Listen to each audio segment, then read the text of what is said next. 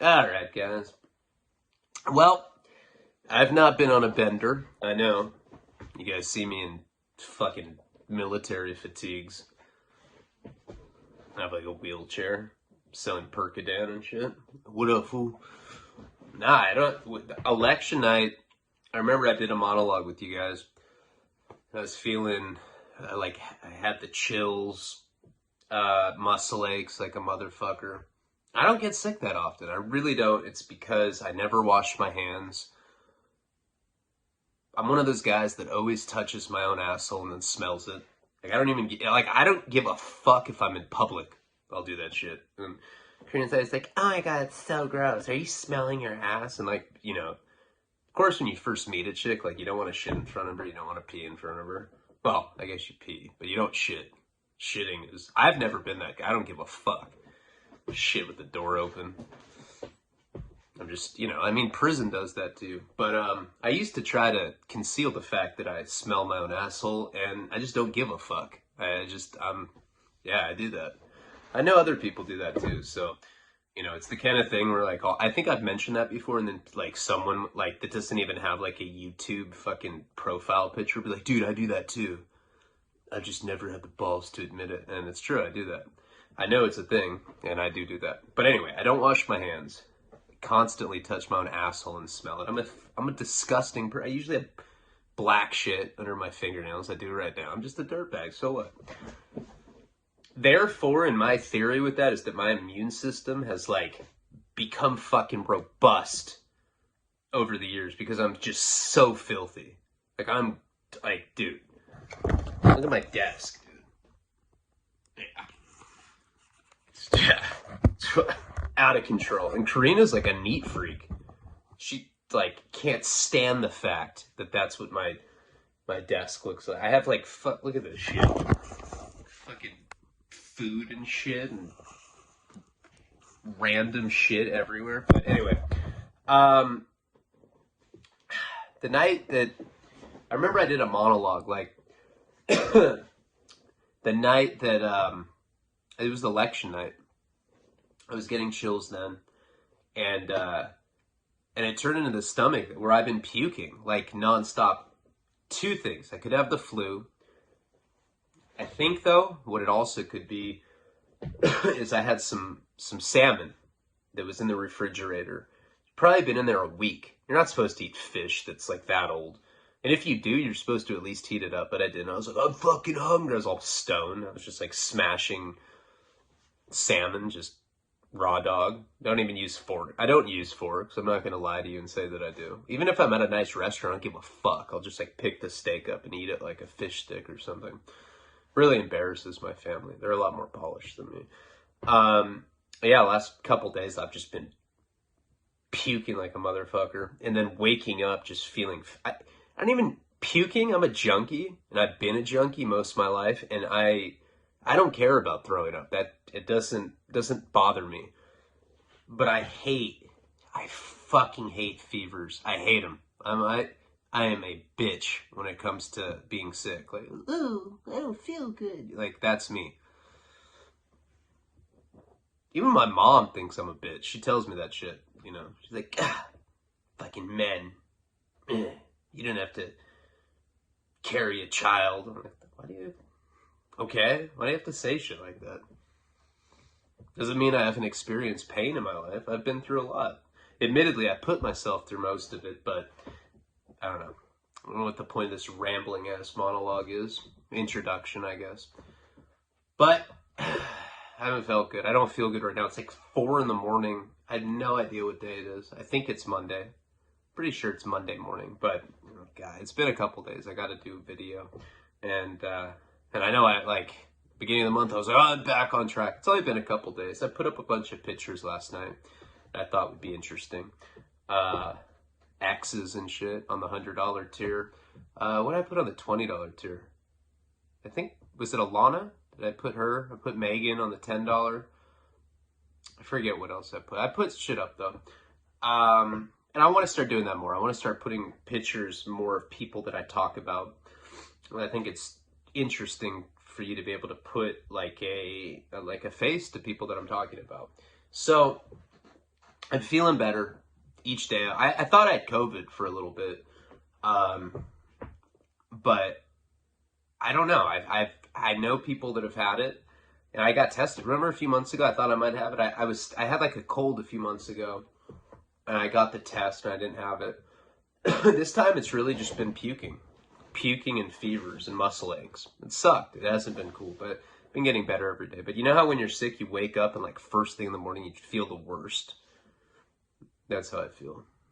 Like Karina tried to fuck me yesterday, and I was like, no, I don't feel good. And she's like, damn, you must be sick, because I'm a pervert, and I don't know if I've ever said no to sex with her, but oh god, if I have to puke, I'm not even gonna interrupt the video. Like, this is a do or die. Fuck it. I tried to do a video yesterday, and I puked, and I was like, I'm just gonna post pictures. Fuck it. So hopefully nobody's mad. I don't know. I can't even handle comments anymore. I'm scared of what people say to me. It's made me feel so bad about myself. I know I look like shit. I FaceTime my dad today. He's like, "Are you using?" I was like, "What?" No. He's like, "Let me see your eyes." I was like, "They're not pinned." I don't know. I think he's still mad that the whole dental thing that happened. I still have to get this one done. I've done that one, but not in pain right now. Only thing that I've had lately is I've just been vomiting. And the fever. Fever sucks, but I'm drinking this shit, but I like just put it in a paper bag with my military fatigues on and like wheel myself with this office chair down the street like, yeah, I'm fucking sick. And I think it really kind of embarrasses my landlord. Then I got these. Now, let me tell you something.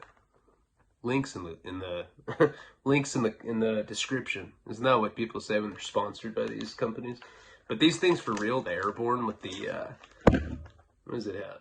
The elderberry, zinc, vitamin C. I don't even know if that does anything, but I'm gonna eat one right now.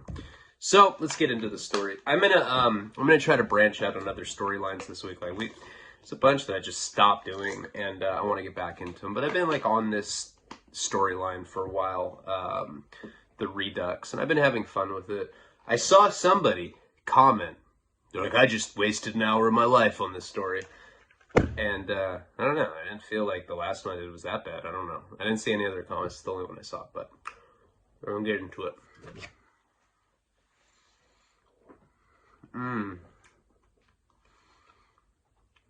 I can taste the elderberry. I can taste the health coming back.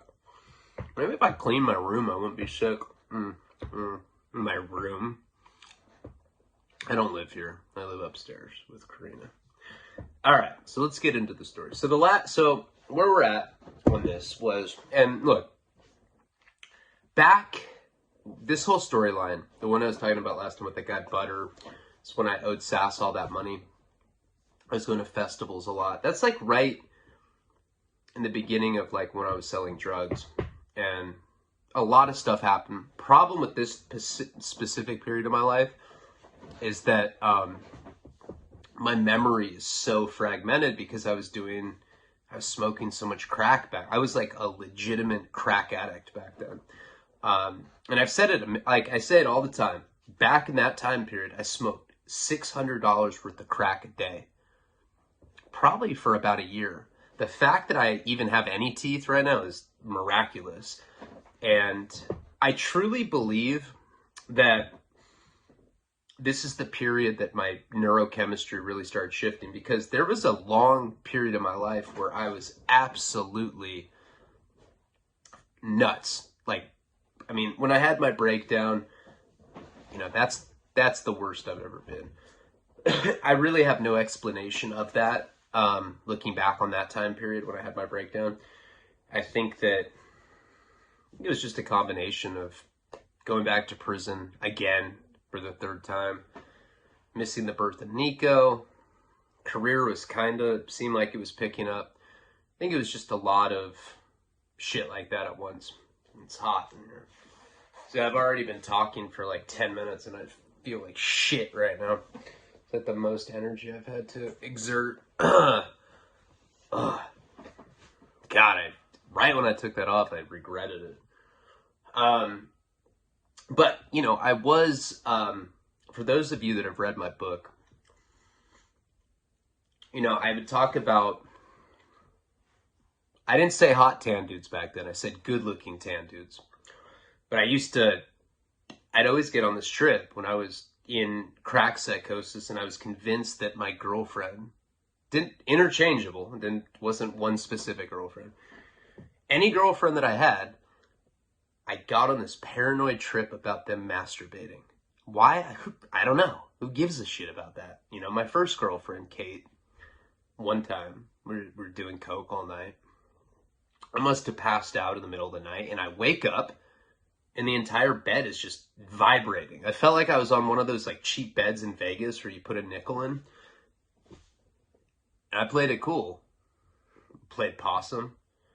And it was like nasty. She was like just straight getting it. She looked like a fucking disc jockey or something. She like farted. I was like, what the fuck? And I was like, what are you doing? Who are you thinking about? I demand you to tell me what's in your mind right now. She's like, oh my God, I'm so embarrassed. And then from that point forward, anytime I would be on any upper that would put me in a state of psychosis, that's my trip. Like, some people are like, we're going to get arrested, and like they're peeking out the blinds. And yes, I do that to some degree. I guess eventually it evolved into girls cheating on me. But in the beginning, masturbating. I became like a masturbation park ranger or something. Like, my sole mission in life was to bust girlfriends that I had masturbating. Like, I don't know why that matters. It really doesn't, like, give a fuck if what she does. She's probably masturbating right now. Probably has a cucumber or something. She's fucking getting it. I don't care if she does. I know she does. I masturbate too all the time. I'm all talking lower. Like, we have a healthy relationship. She knows I masturbate. But back then, for some reason, I had a big problem with it. And this has to do with the story. I'm going to get to it in a second. But I wasn't always... Now, remember I had told you guys a story in the Juvenile Delinquency series about when I was 17.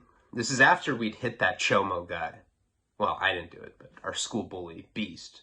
He hit the Chomo guy with, like, the, I don't know, some brick-shaped thing. It's, like, for walkways. And he hit this guy. And I had run away, and I was living with my girlfriend when I was 17. She was a coke dealer, and her dad was, like, a Hell's Angel guy. And he let me move in with her. Now, she had this best friend. This guy was like, look, I'm heterosexual. This guy was straight bad. Straight hot guy. I'd like tell him shit. I'm like, dude, I want to suck your fucking dick, bro. He's like, I don't really like when you joke with me like that. I was like, yeah. It's fucking nasty, dude. Seriously, I would never do that again. This guy was a good looking guy. I mean, come on. Secure enough with my sexuality where I can say that I'd want to suck that dude's cock. I knew that she was fucking this guy. I just knew it. I don't know. Like, you know how sometimes you look at two people and you just know that they've had sex? Like, there's this weird thing. It's like the kind of thing where you can't really articulate it. It's just, if you know what I'm talking about, you know what I'm talking about. But you can tell when two people have had sex. You just can. I can tell all the time. Like, people that shouldn't be having sex. I'd be like, it's like Little League games, and I'd see like two parents talking. Not parents that were married, two separate household parents. Like having an affair type shit. And you could tell even when you're a kid, you can just read sexual chemistry. And I knew that Jill was cheating on me with this guy. It's like the best looking guy ever. I still have a fucking poster of him on my wall upstairs. No, I don't. But he was a good looking guy. And she's like, yeah, we're just friends. I swear to God, we've never hooked up. And of course, I'm 17 at the time. I'm like, and I was pretty confident back then. I've always been insecure, but like at that point in my life, I was a drug addict. I was 17. I was addicted to heroin, and I was dating a hot 21-year-old. That gives you a boost in self-esteem, right? I thought I was the man. I didn't think I could get cheated on. So I just took her word for it. And then remembering the story, I ended up, it was raining and she's fucking this dude at the end of this cul-de-sac. From that point forward, never trusted a woman again. Now, I mean, look, especially in prison, you're going to run across some extreme cases of people that don't trust women. A lot of Southsiders get like, trust no bitch tattooed on their neck. Hey, dog, does this shit look female? I'm all, trust no bitch? Yeah, fool. Shit's dope. Chicks love that shit. Oh, I know, fool. I'm gonna get a marble in my dick too, fool. Fuck it, hit the G-spot. They actually get tattoos and they get marbles in their dicks. So, but at that point, at 17, I had just stopped trusting women like that. And I didn't really have a real relationship until I was 18. And I met Kate when I was living out in Boston. And I had one of those, I took human sexuality in college and I learned about different kinds of love. I think there's like 10 different kinds of loves according to some human sexuologist or whatever. Is that even a thing?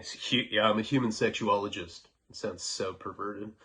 But I guess there's different kinds of love. And the kind of love that I have is like the intense, like where you don't feel worthy of the other person. So you're always like paranoid that they're going to cheat on you.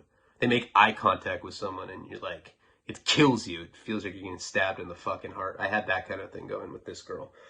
And because I'd been cheated on at 17, just a year before that, unfortunately, I treated that girl like shit. I was always paranoid, always insecure, and I took it out on her. And then she ended up leaving me over it because I was just such a psychopath. By the time I was with Jenny, it was a few years later, I was like, Kate left me when I was 19. Remember? And then I like called her family's landline. And I was like, she wouldn't pick up my calls anymore, so I left a message and I was like, Kate, it's Ryan. She's got the test results back from the doctor.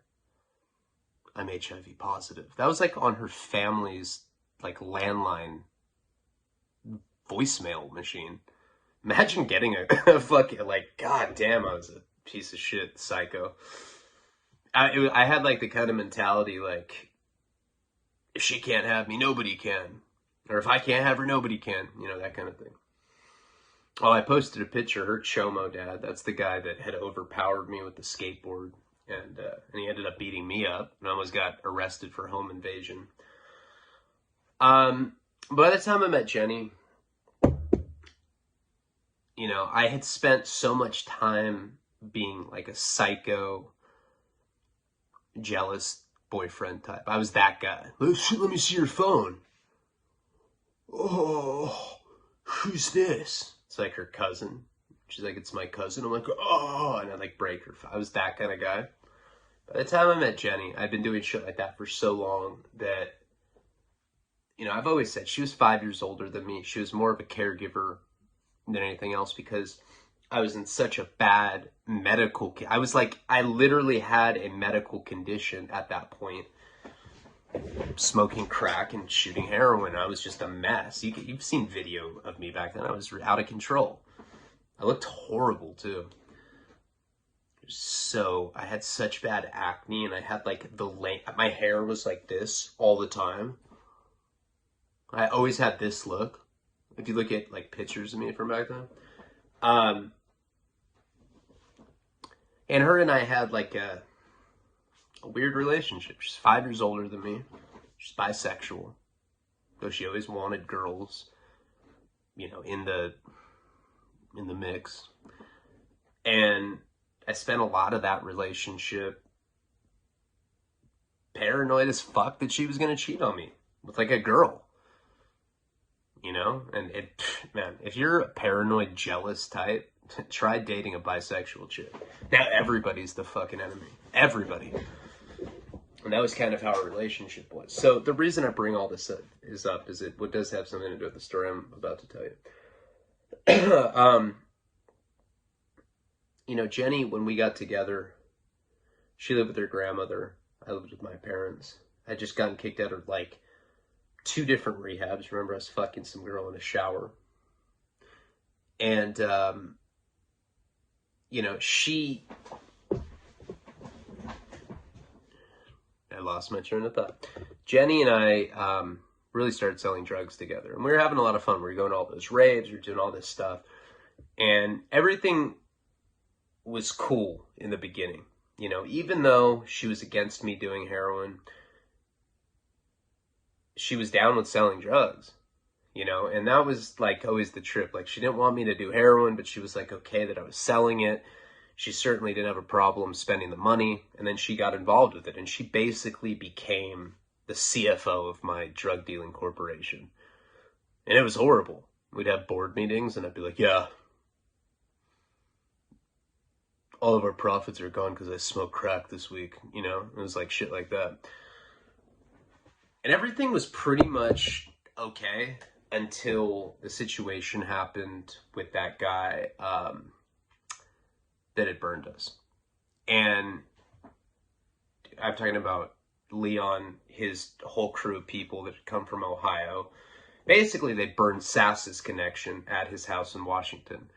And now I was like in a situation with him where I had to earn money for him. I was already selling drugs for him, but I was basically a wholesaler, you know? And that was like his whole business model, as I've explained tirelessly. Like, I've gone over it a lot of times. That guy, from what he told me, was that he was in culinary arts school and that he had been recruited by this guy that lived in Oregon. And he loved telling the story. I think it was like a bullshit story. He's like, yeah, he told me that I was a stand-up guy and he wanted me to sell MDMA for him. And so I did. You know, so he had this whole story how he got recruited from like the obscure shadows of the culinary arts world. Like, he made it sound like way more exciting than I'm sure it was. And what he would do is he'd find people like me. What were people like me? Like, what was he looking for? He was looking for people that were kind of charismatic,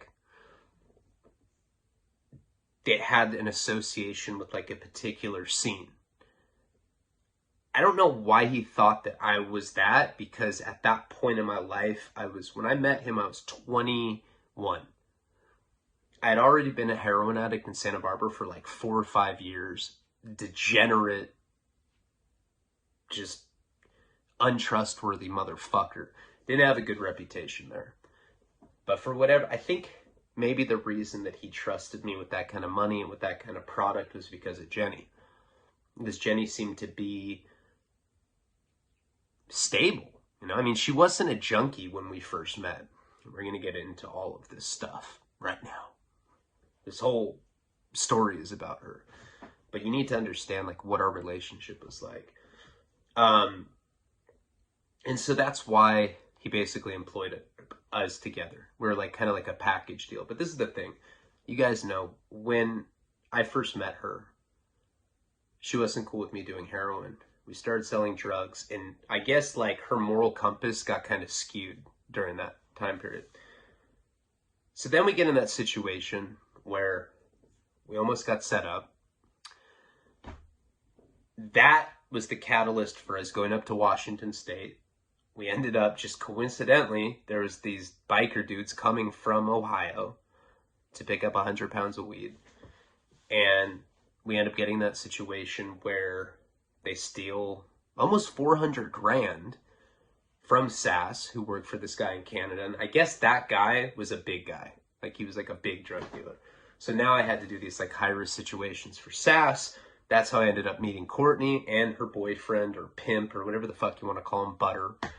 And that's right after that point where I'd gotten pulled over with the kilo of heroin, and Jenny got a DUI. Then she came over, and Alana was ODing. She saw Alana in the thong.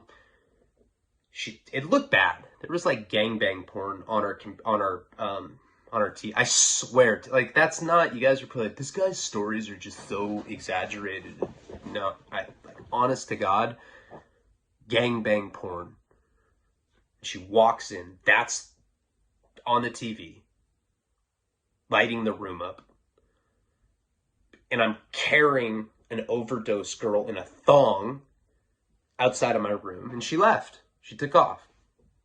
Now, her mom, coincidentally, was a cop. Well, she was a police dispatcher. And she lived in a trailer in another town just north of Santa Barbara called Carpinteria.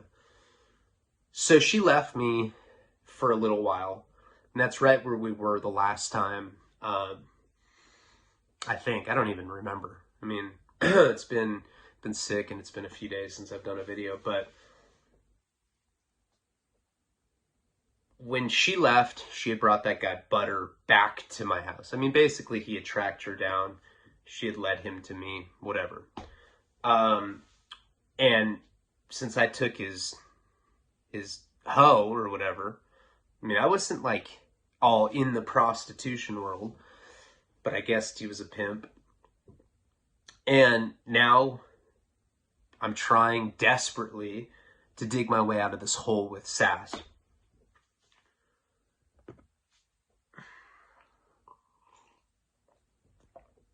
And by the time Butter comes back, we decide to start making the porn company. And we try to start doing porn. And I told you, I was like writing screenplays for it.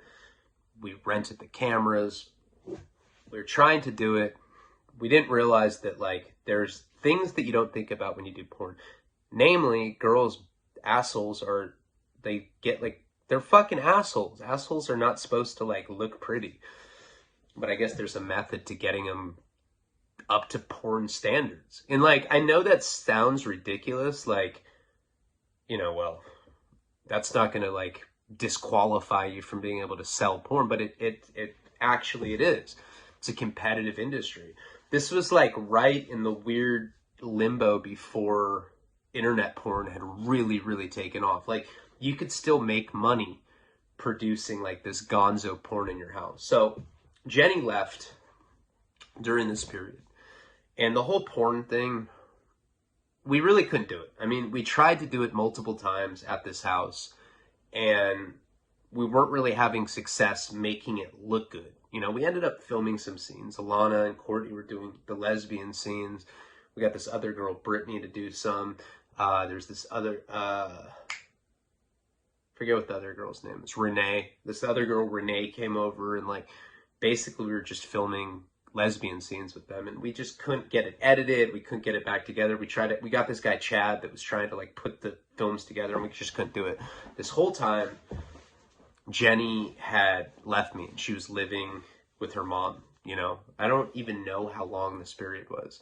Like I said, like I'm deep into crack addiction at that point. Eventually, like the period I'm talking about probably went on like 2 weeks of like trying to do porn. I think we only tried to shoot it like 3 or 4 times. And once we gave it to this guy, Chad, that I knew. And this guy, Chad, like, I met him at like some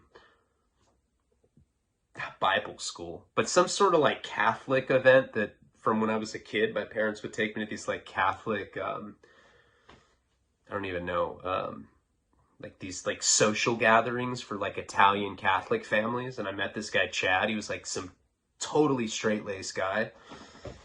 And he edited skateboarding videos. And I remember like bringing him this like gonzo porn that I had made with like these girls eating each other's asses out. And he was like, what do you want me to do with it? I'm like, I don't know. Make it look like porn. And I just gave it to him. And I could tell this guy was like super weirded out by me.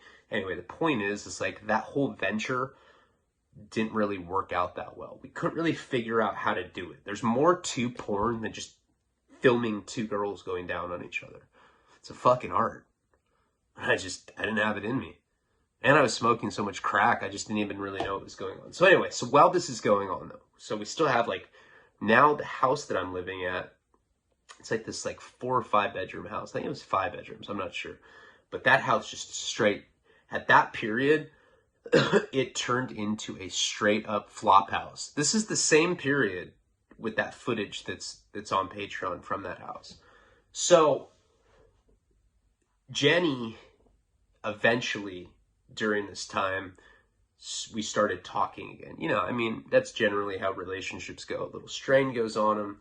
Alana actually was the one that tried to like smooth the relationship over. Like she like went out of her way to talk to her frequently. I think MySpace was out back then. I think that's how they were in contact. I don't really remember, but fact is, it's like we started talking. The point is we started talking again. And she still wanted distance. She really thought that I had cheated on her. And if you remember, I had already cheated on her at when I was in rehab with that girl that had killed that family at 3 drunk driving, which is horrible. I'm not saying that that's not, but that chick was really hot. But still, fucking killed people. Horrible person.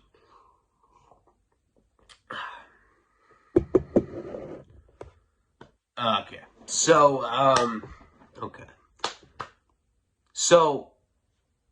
around this time, trying to do porn, the Cop Busters thing is happening. All these like different things are happening simultaneously during this period.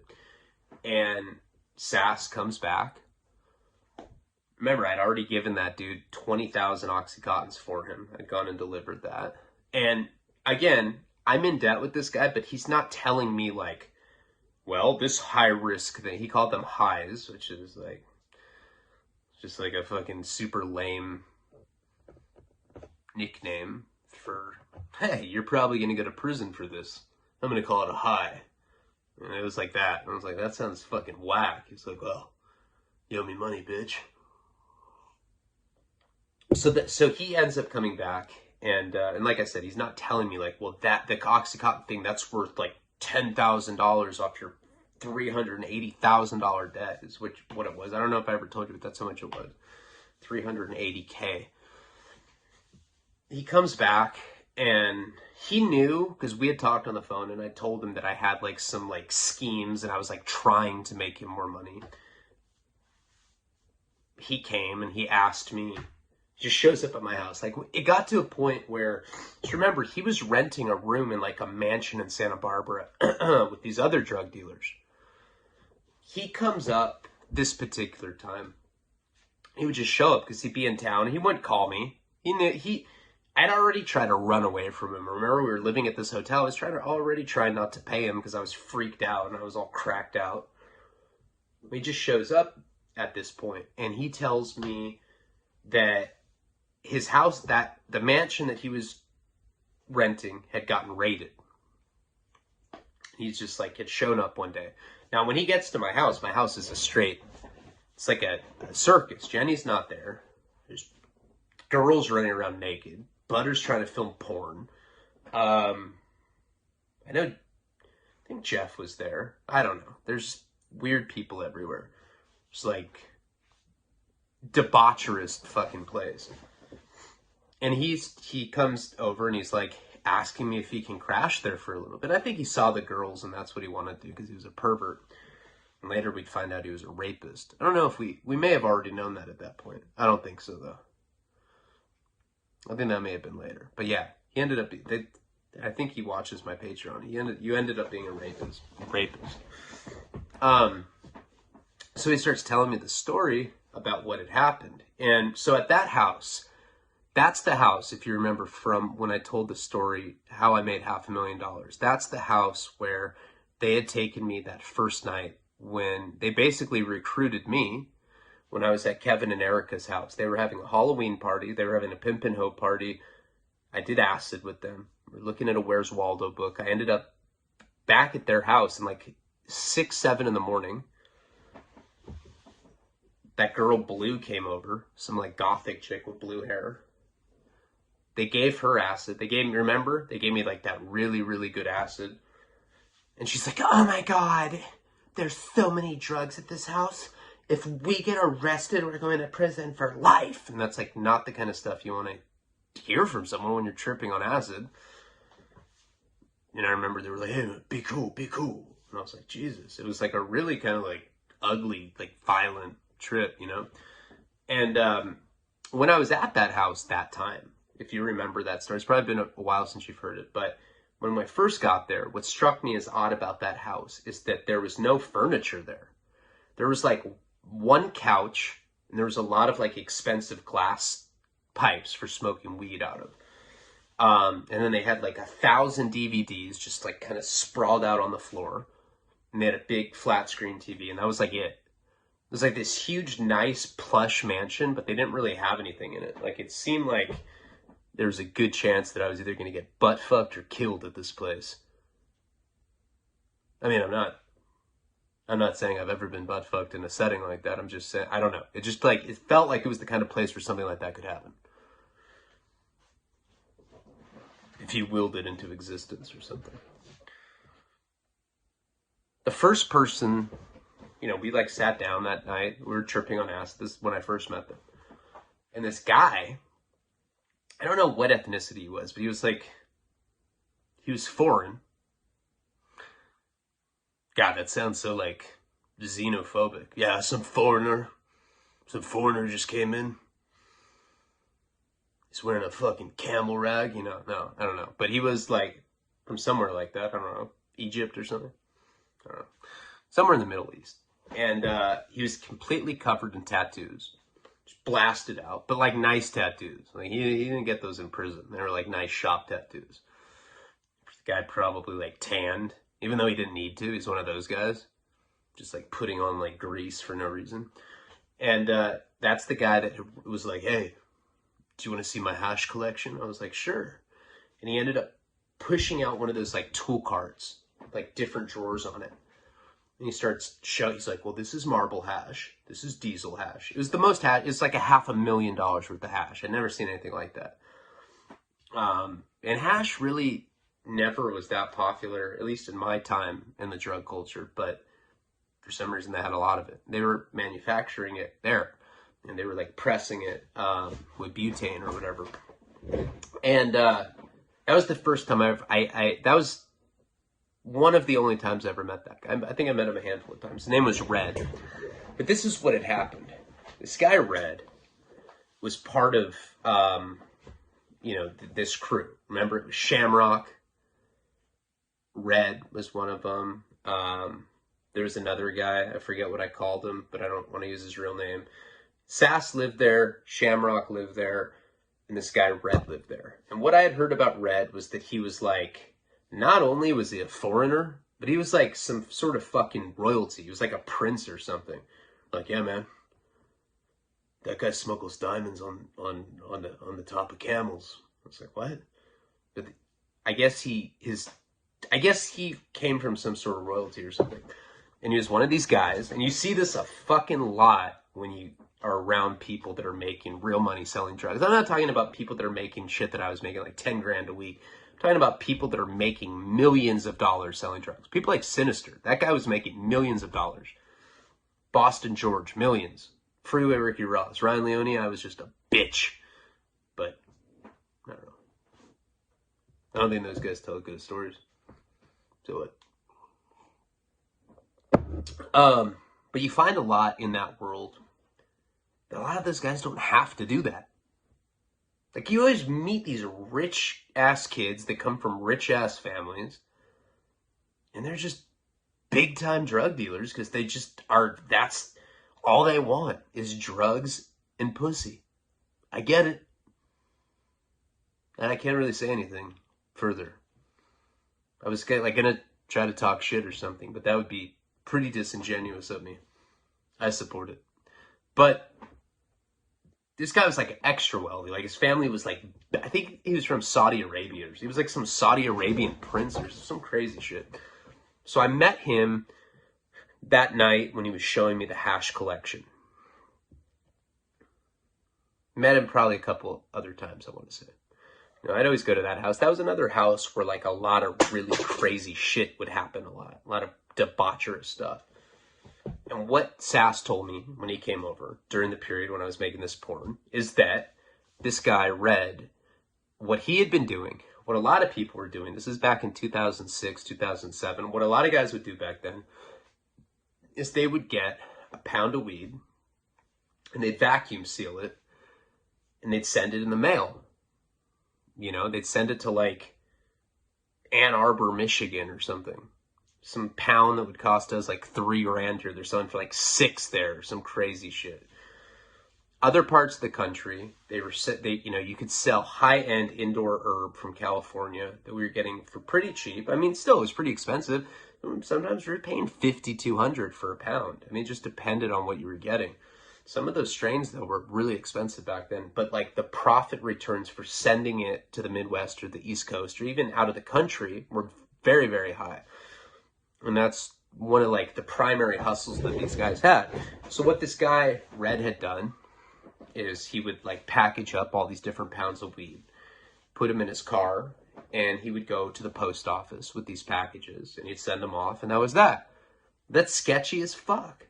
I don't know. I mean, I've done it, but it's not like a smart thing to do. Eventually, you're going to get caught. It's fucking, weed's loud. Send pounds of weed in the mail. Like I said, I've done it, but last week, no, I haven't done that for a long time. But I guess what had happened is he had gone to the postal office, and I guess they knew that this was like his get down, and they were waiting for him, and they had like feds follow him, like after he came, and like he'd go to the post office and send the shit himself. This guy, this like Saudi Arabian prince that like had his like face tattooed. He's like, oh yeah, I'm just sending high-end sweaters back home, or whatever he was saying. Like, I mean, it was like pretty obvious what he was doing. He's wearing like big ass like marijuana leaf sweatshirts and shit. He's like, yeah, fucking drug dealer. You know, he was that kind of guy. So he ends up leaving the post office, and he had an AK-47 in his car. He had some clones of some bud plants.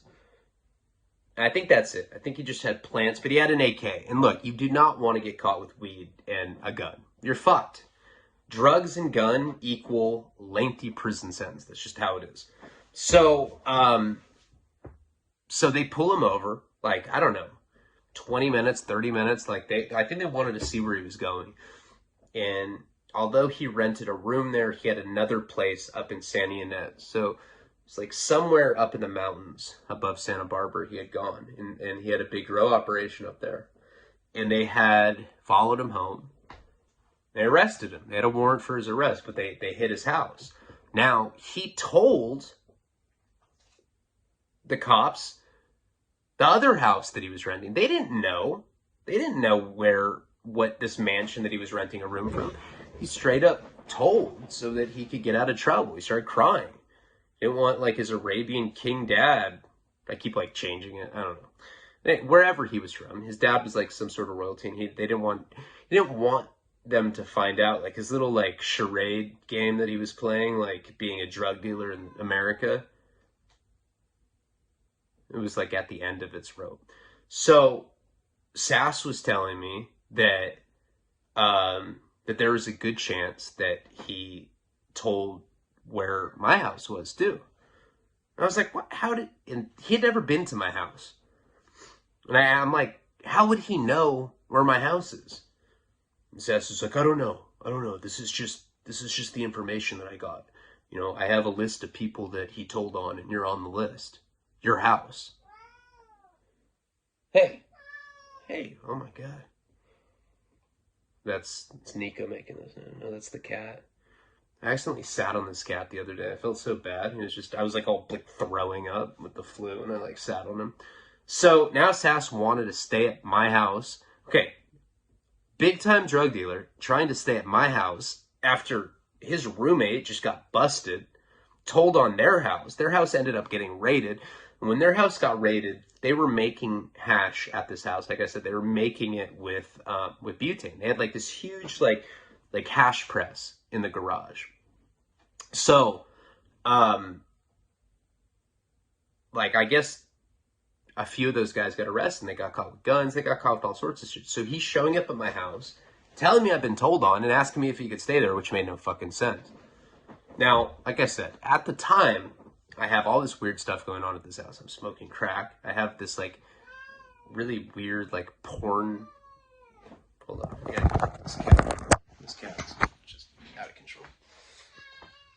Hey, hold on.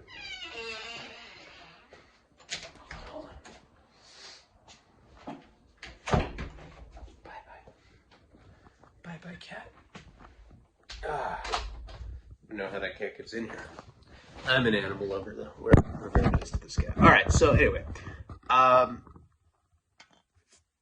So now, like, it's kind of like the weirdest thing ever. I mean, what would you think if you were just chilling at your house, completely drugged out of your mind, your girlfriend left you, and now your drug dealer's showing up and being like, I need to stay here, but the guy that was living with me told on you, and now they're going to come raid your house, but I want to stay here. The whole thing seemed fucking weird to me. This is the problem, though. At that time, I was in debt to this guy, so pretty much like I couldn't say no to him. But the other people in my house definitely didn't want him to stay there. He already knew he knew Courtney, he knew Butter, he knew I don't remember if Jeff was there, but he knew those people. So, like I said, I'd been talking to Jenny at this time when we were trying to mend our relationship. So I let him stay there that night. I was like, all right, yeah, bro, you can stay here. That house was disgusting. I just showed you my desk. The entire house looked like that. So he ended up staying there that night on the couch. The next morning, I called Jenny because I was looking at it as like the perfect opportunity to go stay at her house. You know, there's too much heat at our house. I need to go there. And Sass was like telling me that he wanted to stay at this house until shit blew over. And I was like, well, here, you're telling me that I was told on. I don't want to be here. I'm not trying to go to jail. Why don't you stay at my house and I'll go stay with my girlfriend at her mom's trailer for a while. And he's like, yeah, whatever. So I end up calling her. I tell her the situation. And Jenny is reluctant to, like, I don't know. It was a weird time period for us in our relationship because she was basically, she was basically done with me. I don't know. It's one of those things where she was like done with me, but she was still talking to me. So it was clear that she wasn't done with me, if that makes sense. But anyway, she ends up letting me go and staying at her mom's house with her. So I go leave Sass, all these people at this house that I'm paying rent for. I didn't even care though. This guy said that I'd been told on. I don't know if he was just saying that to like freak me out because he knew that I was a crackhead, but he also didn't say anything about me like having to do anything. He was spooked out because the house that he was at just got raided. Like he just happened to not be there at the time that it got raided. So I ended up going and making up with Jenny, staying with her mom. And I stay there for, again, I'm not good with time from that period because like my memory is so fragmented, but I stay there for at least a couple weeks, 2-3 weeks probably. Now, right when I got there, right when we were making up, she was telling me that, that her neck was hurting her. Like that's the first thing that she had said. She's like, I have something weird right here and it hurts. And I touched it and she had like a little lump on her throat. She was 25, but she was like a pretty unhealthy person. So Sass was at my house. Those other people were at my house. And I didn't really care because I did love my girlfriend and I wanted to make things work for her. So I just kind of used it as an opportunity to go stay with her and try to fix our relationship. Well, whatever the hell he had going on, saying my house was that somehow my house was in jeopardy. Okay, well, you can deal with that. I don't know why you'd want to be here if, like, you can get in trouble. Maybe he was just saying that to, like, weasel his way in because I had, like, all these, like, stripper and porn stars hanging out at that house at that time. Jenny's neck started, like, this, like, growth on her neck. I don't know how to describe it. It was like, it started out like the size of a quarter, and it just kept getting bigger. And it was like a ping pong. And then it was like a golf ball. And I was like, what the fuck? And it was just this big lump on her neck.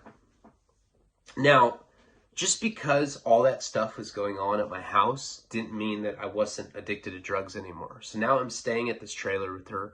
Her mom's going to work every day as a dispatcher, and every day she's complaining about her neck hurting her. And this thing keeps growing and growing and growing at this time.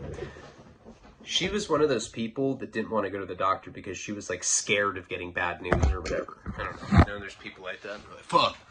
I don't want to get tested for hepatitis C. I probably have that shit. It's like, well, wouldn't you want to know if you have it? I don't know. Some people are very weird. I'm that kind of person. I don't know.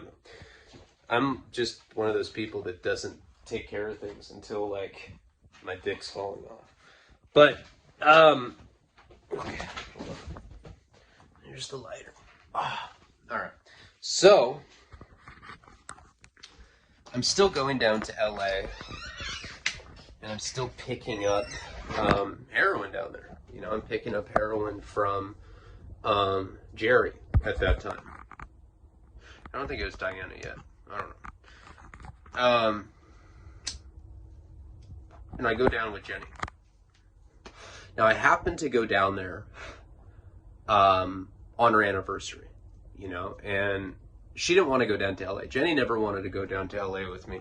Even the time that we ended up getting arrested by the feds, that day in particular, she had been like fighting with me the whole time, like being super resistant. She didn't want to go. I made her go with me, and we ended up catching that case. And then she died, a fugitive from that case. So, you know, that's something that I forever have to deal with. And believe me, I feel largely responsible for her death. I mean, because of what happened on this trip and because of what happened that time that we got arrested.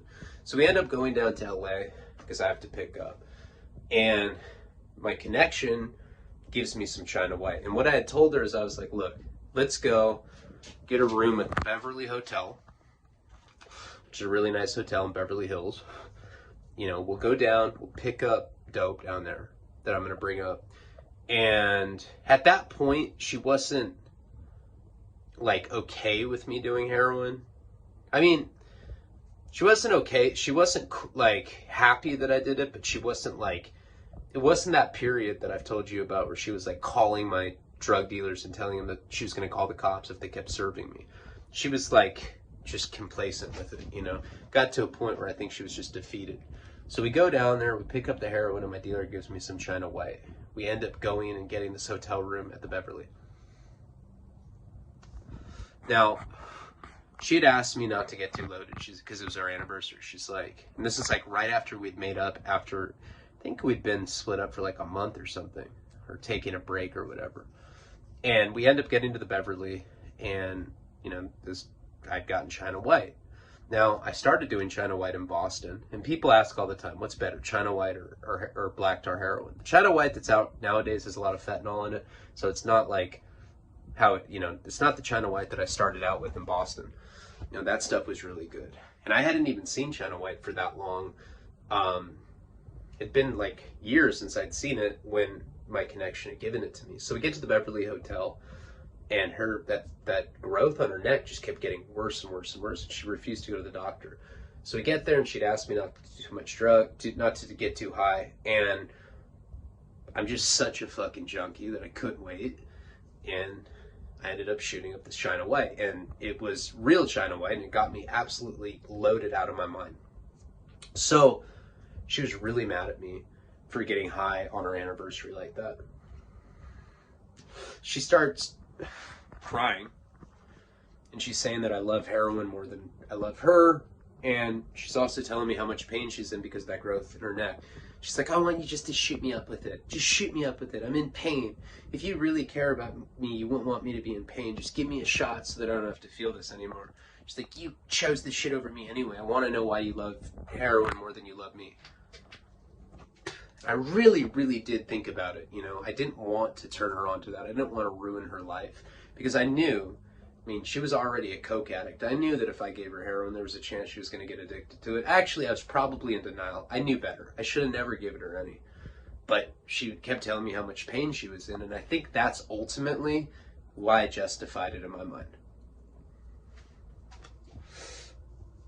So I made her up like a little shot. It was China White, so it was a lot stronger than the black tar we were doing at that time. And I ended up making her up a shot. I told her to give me her arm. She gave it to me. I found a vein, and I remember injecting her for the first time with it, and she smiled, like right when I gave it to her. She just this like, she got that frown that you get on heroin. And I was like, are you all right? And she's like, I'm the best I've ever been. I love you. And that was really when everything started going downhill in our relationship, because from that moment on, instantly, she became a junkie.